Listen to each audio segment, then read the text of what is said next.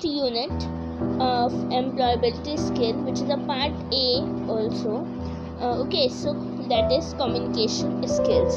So obviously there are some important points which we have to see. Number one, it's important to know its definition, that what actually is a communication. So it is the sharing of information between two or more individuals or within the group to reach a common understanding. Remember that this particular word communication is derived from Latin word and which means communicare, that means to share, right? It is derived from this particular Latin word and the meaning is to share. Then comes the next thing. It's all about communication process. We know very important fact that the sender and receiver is there, and giving information and asking for the information. So we will see much more when we will talk about elements of communication cycle. Let's have a look on importance of communication. So communication skills are very important. It helps us to inform, to influence and to express our feeling. Then comes the next topic, which is element of communication. So we should know that communication is a two-way process. So what are the elements of communication? Number one is sender. Then after sender is there, message, and then message will be given through some medium. So that medium is channel, and then it will be received by someone. So that is receiver. Now there should be reply given to sender. Then that is called as feedback. Here it is not written, but it's actually feedback, right? It's actually feedback. These are the elements of communication.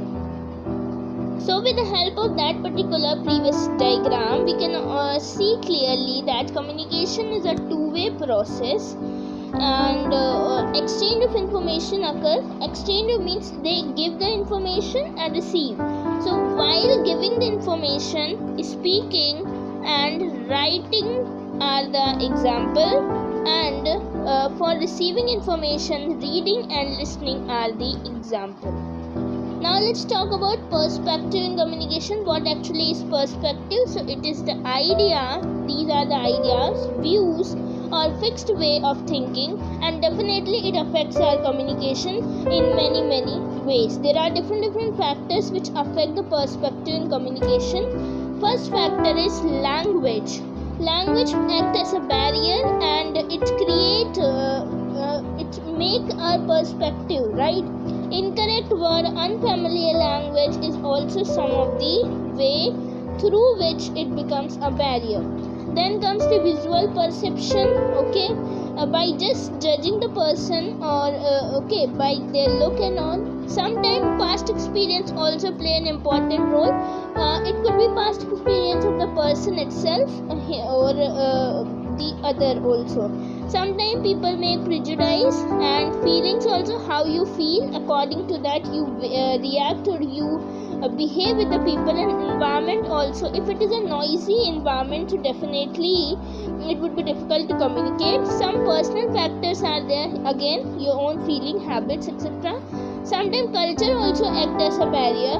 One very common example which we gave, that showing a thumb means a good job for some people, but it may be an insult to other. So yeah, these are the factors affecting factors that affect perspective in communication. Now we show that there are some factors which are affecting our communication, right? So how to make our communication effective? So to do so, we have to follow basic principle of professional communication, that is we call these are abbreviated with 7 C's. So what are those 7 C's? First one is clear, then concise, concrete, correct, coherent, complete and courteous. Clear means whatever you are saying, it should be clear, and it should be concise, not too long that it is not even easy to read or to understand. Simple words should be there, concrete exact word should be there, and facts and figure you should use.